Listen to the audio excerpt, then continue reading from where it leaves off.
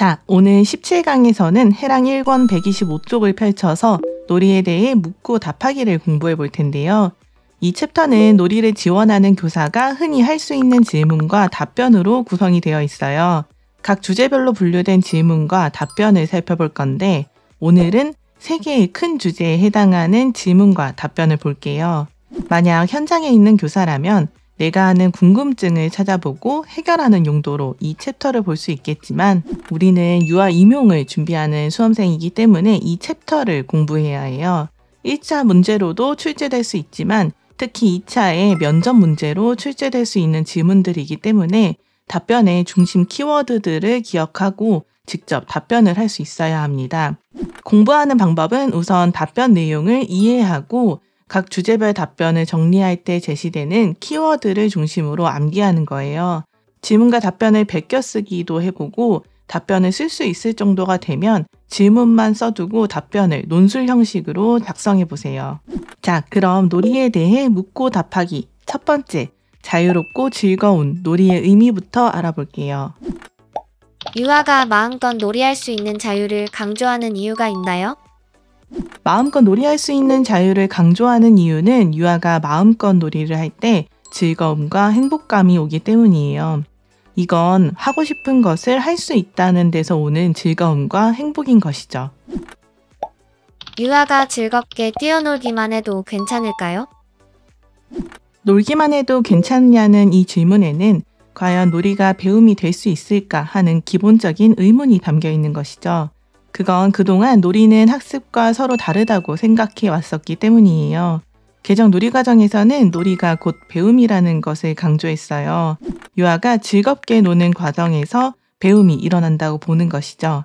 따라서 교사는 유아의 놀이를 이러한 관점에서 바라보고 놀이를 통해 어떻게 배움이 일어나는지 이해해 보려고 하는 노력이 필요해요. 한 아이가 놀이를 주도해도 괜찮은가요? 한 유아가 놀이를 주도하고 다른 유아들이 호응을 해주고 같이 참여를 해서 놀이가 지속되는 경우에 주도적인 유아의 영향이 어느 정도는 긍정적일 수 있어요. 다만 주도적인 유아로 인해서 소외되는 유아들이 나타날 수 있기 때문에 한 아이가 놀이를 주도하게 되면 교사는 고민이 생기는 거죠. 이때 교사는 성급히 판단해서 유아들의 놀이에 바로 개입을 하기보다는 자율성을 지켜주어야 합니다. 즉, 유아들이 한 친구가 놀이에서 소외되는 문제 상황을 알아채고 스스로 문제를 해결할 수 있도록 기회를 제공해 주는 것이죠.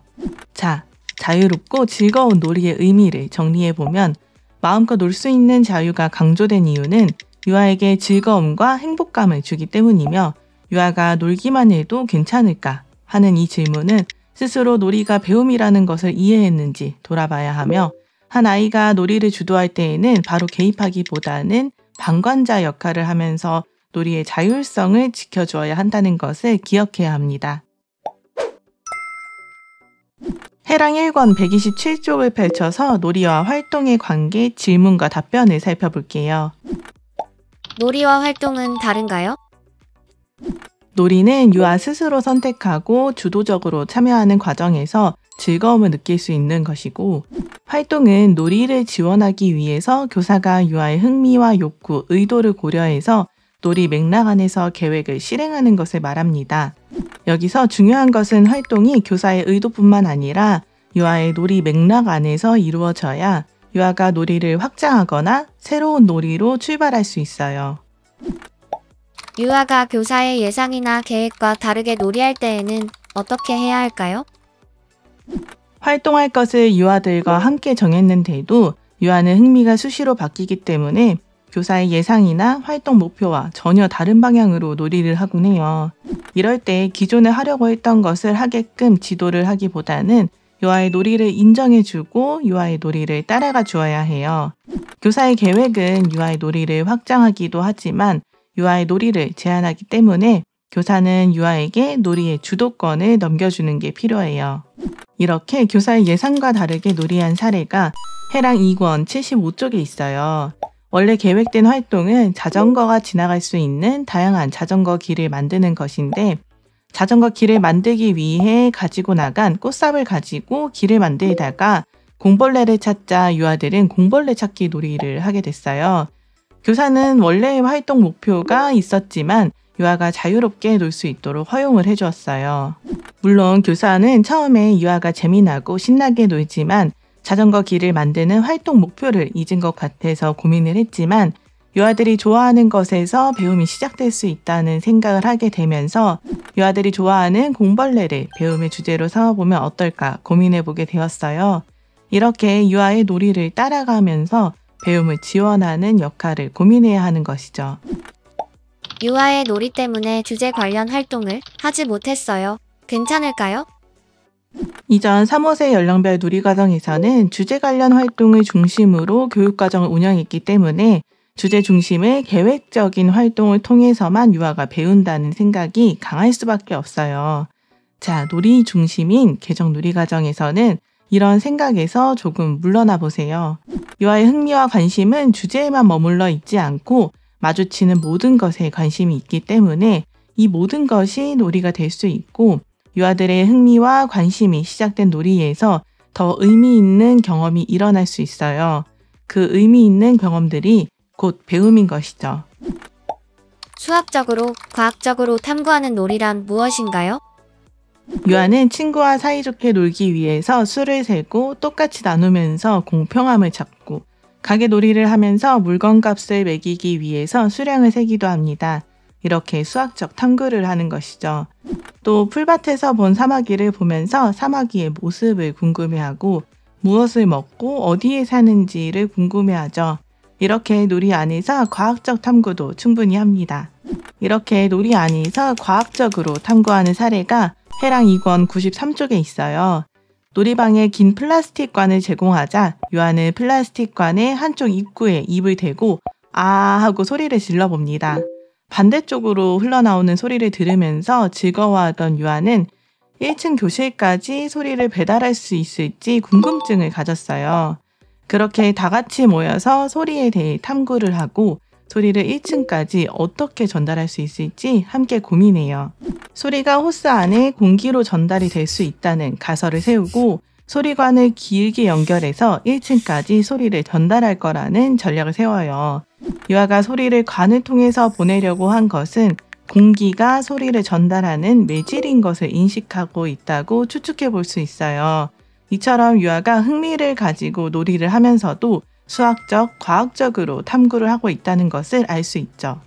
자, 놀이와 활동의 관계를 정리해보면 놀이와 활동은 다른데 활동을 할 때 교사는 놀이의 맥락 안에서 활동을 해야 하며 교사의 예상이나 계획과 다르게 놀이를 할 때는 유아에게 놀이의 주도권을 넘겨주어야 하며 놀이 때문에 주제 관련 활동을 하지 못했을 때에는 반드시 주제 관련 활동을 해야 한다는 생각에서 벗어나는 것이 필요하며 수학적, 과학적으로 탐구하는 놀이는 사례에서 그 내용을 찾아보면서 공부해야 합니다.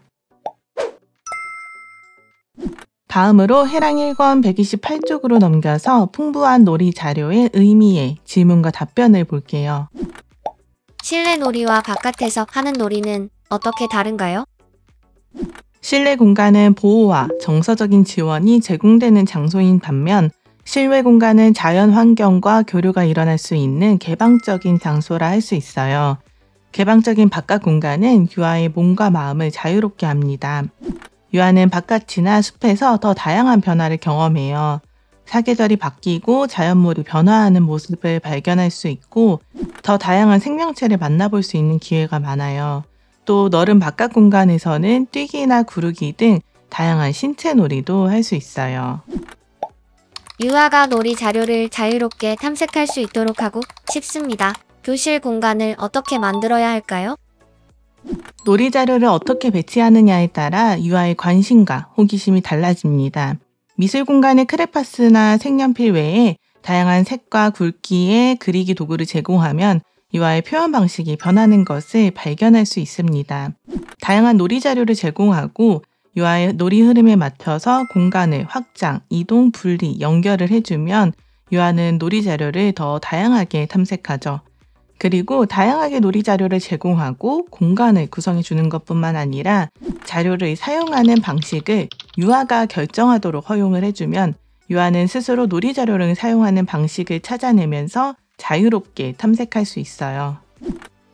블록은 왜 중요한 놀이 자료인가요? 블록은 계속해서 만들고 부술 수도 있고 재미있게 놀이 맥락을 만드는 즐거움도 주는 좋은 놀이 자료입니다.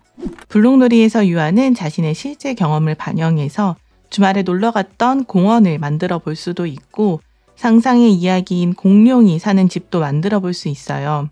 그리고 블록놀이는 혼자 하는 놀이도 가능하고 다 같이 하는 협력 놀이도 가능합니다. 또 자유자재로 결과물을 완성하면서 성취감과 정서적인 만족감도 느낄 수 있기 때문에 블록은 유아에게 중요한 놀이 자료라 할 수 있어요. 블록의 종류에 따라 유아의 놀이가 달라지나요? 블록의 종류는 정말 다양하지만 여기서는 나무 블록과 종이 블록 두 종류를 살펴볼게요. 나무 블록은 그 자체로 유아의 놀이에 필요한 소품이 될 수 있습니다. 또한 다양한 모양과 많은 조각들은 유아로 하여금 더 세심한 특징까지 생각하면서 구체적이고 복잡한 구조물을 만들 수 있도록 도와줍니다. 반면에 종이 블록은 가볍고 크기가 크기 때문에 구조물을 부수고 세우는 등 바꾸기가 쉬워요. 그래서 유아가 집이나 울타리, 탑쌓기 등과 같이 쉽게 세우거나 쌓는 놀이를 가능하게 합니다. 특히 유아가 이러한 성질이 다른 놀이 자료인 나무 블록과 종이 블록 두 가지 블록을 함께 가지고 놀 때 구성물이 복잡해지고 더 세밀해질 수 있고 새로운 놀이 경험을 할 수 있어요. 따라서 교사는 한 가지 블록만 쓰도록 하기보다는 다양한 블록을 제공해서 함께 쓸 수 있도록 허용을 해주어야 합니다. 해랑 2권 51쪽에 제시된 블록과 관련된 사례를 보면 먼저 유아들은 제공된 종이벽돌 블록으로 쌓고 부수기를 반복하고 울타리를 만들기도 하고 함께 집과 같이 큰 구조물을 만들었어요. 며칠 뒤 교사가 나무 블록을 제공하자 유아는 나무 블록으로 세밀하고 복잡한 주차장, 주차장 옆에 있는 세차장, 충전소, 카드 기계까지 만들면서 이야기가 있는 블록놀이를 했어요. 매일 블록놀이가 반복되는 것 같아 보였지만 놀이 속에는 디테일이 더해지면서 놀이가 확장되고 있었어요. 유아는 제시된 종이벽돌 블록과 나무 블록을 함께 사용하기 시작했는데 종이벽돌 블록으로는 캠핑카를 크게 만들고 캠핑카를 바다 위에 떠 있다고 상상을 하면서 나무 블록으로는 물고기, 상어를 만들었어요. 이렇게 두 종류의 블록은 놀이를 넓게 확장하고 상상하도록 만든다는 것을 알 수 있어요. 자유롭고 즐거운 놀이의 의미 4개의 질문과 답변에 중간 정리를 해볼게요. 실내 놀이와 바깥에서 하는 놀이 질문에서는 실외 놀이의 장점을 대답할 수 있어야 하고 유아가 놀이를 자유롭게 탐색하도록 하고 싶을 때에는 다양한 놀이 자료를 제공하고 놀이 자료를 사용하는 방식을 유아가 결정하도록 허용해 주어야 하며 블록은 왜 중요한 놀이 자료인지 장점을 설명할 수 있어야 하며 블록의 종류에 따라 놀이가 어떻게 달라지는지 블록의 종류, 종이 블록과 나무 블록 각각의 내용을 설명할 수 있어야 합니다. 유아에게 다양한 놀이 자료를 주는 것이 왜 필요할까요? 다양한 물체를 만나면 유아는 더욱 열심히 놀이를 해요. 여러 가지 물체가 유아의 생각을 더 풍부하게 자극하기 때문입니다. 따라서 유아의 놀이를 풍부하게 하기 위해서는 유아가 변형이 쉽고 만들기 쉬운 종이나 스카프, 박스처럼 자유롭게 몸으로 가지고 놀 수 있는 놀이 자료를 주는 것이 좋습니다. 또 유아의 놀이를 살펴보면 좋아하는 놀이 자료가 무엇이며 어떻게 놀이하는 것을 선호하는지 알 수 있어요. 앞서 살펴본 사례 자전거 길을 만들어요에서 교사가 유아들이 흙이나 벌레와 같은 놀이 자료를 좋아한다는 것을 발견했던 것처럼 말이죠. 유아는 물체의 속성을 어떻게 알아갈까요? 모든 물체나 물질에는 속성이 있습니다. 유아는 물체나 물질을 만나면 놀이를 하고 싶은 욕구가 가득해져요. 친숙한 물체의 크기나 모양, 색, 냄새, 소리나 질감과 같은 기본적인 특성을 놀이를 하면서 알아볼 수 있어요. 모래를 삽으로 파고 물을 부어보기도 하고 뭉쳤다가 풀어도 보는 것처럼 다양한 물체를 다양한 방식으로 변형시켜 보고 여러 감각으로 탐색하면서 말이죠. 한 가지 놀이는 정말 한 가지의 놀이라고 할 수 있나요? 유아의 놀이를 교사의 시선으로 바라보았을 때 흙놀이나 점토놀이, 팽이놀이처럼 한 가지 놀이의 이름으로 부르기 때문에 놀이 안에서 펼쳐지는 다양성이나 역동성이 잘 드러나지 않아요. 한 가지 이름을 가진 놀이는 사실 이름만 한 가지 놀이이지 한 가지 재료를 가지고 하는 다양한 형태의 놀이라고 할 수 있어요. 매일 팽이만 가지고 논다고요. 사례에서 이 내용을 볼 수 있어서 해랑 2권 100쪽에서 사례 내용을 더 자세히 볼게요.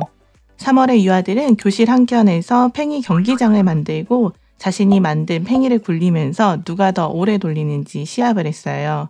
또 팽이를 더 이쁘게 만들고 오래 돌릴 수 있기 위한 연구도 시작이 되었죠.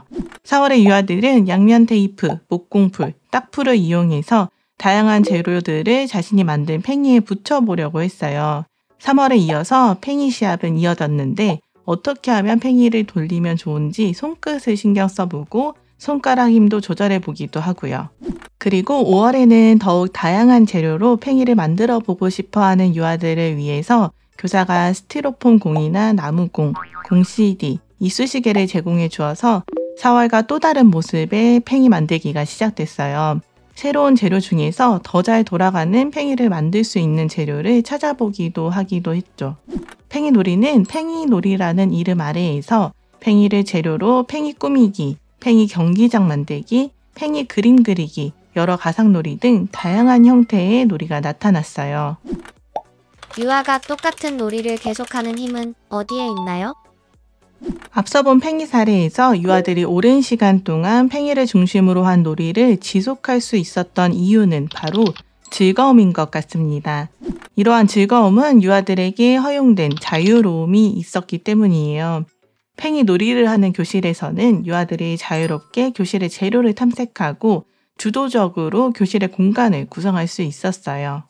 자유롭고 즐거운 놀이의 의미 5번부터 8번까지 4개의 질문과 답변을 정리해 볼게요. 유아에게 다양한 놀이 자료는 유아의 놀이를 풍부하게 하기 때문에 필요하며 유아는 물체의 속성을 놀이를 통해서 다양한 방식으로 탐색해 보면서 알아가고 팽이놀이나 찰흙놀이와 같이 한 가지 놀이는 한 가지 놀이라기보다는 한 가지 주제를 가지고 펼쳐지는 다양한 형태의 놀이이며 유아가 똑같은 놀이를 계속할 수 있는 힘은 즐거움과 자유로움이 있기 때문입니다. 오늘은 각 질문 주제별로 끝날 때마다 총정리 형식으로 정리를 했기 때문에 총정리 없이 바로 문제로 들어가 볼게요. 해당 문제집 43쪽의 확인 문제 9번을 풀어보면 놀이를 지원하기 위해서 교사가 유아의 흥미와 욕구, 의도를 고려하고 놀이의 맥락 안에서 계획을 실행하는 것은 무엇일까요? 네, 그렇죠. 정답은 3번 활동입니다. 오늘 강의는 여기까지입니다. 오늘도 강의 듣느라 정말 수고 많았어요. 오늘 공부한 질문과 답변 파트는 읽었을 때 내용이 어렵게 느껴지진 않았을 거예요. 그렇지만 우리는 시험을 잘 보는 것이 목적이기 때문에 단지 내용을 읽고 참고하는 것에서 그치지 않고 각 답변을 보지 않고도 대답할 수 있을 정도로 공부해야 해요. 당연히 오늘은 처음 공부한 날이니 오늘만에 모든 답변을 해내려고 하지 말고 시험 전까지 반드시 암기한다는 목표로 공부하시면 돼요. 그럼 다음 18강 강의에서 만나요. 지금까지 출판사 오르다꿈의 키망이었습니다.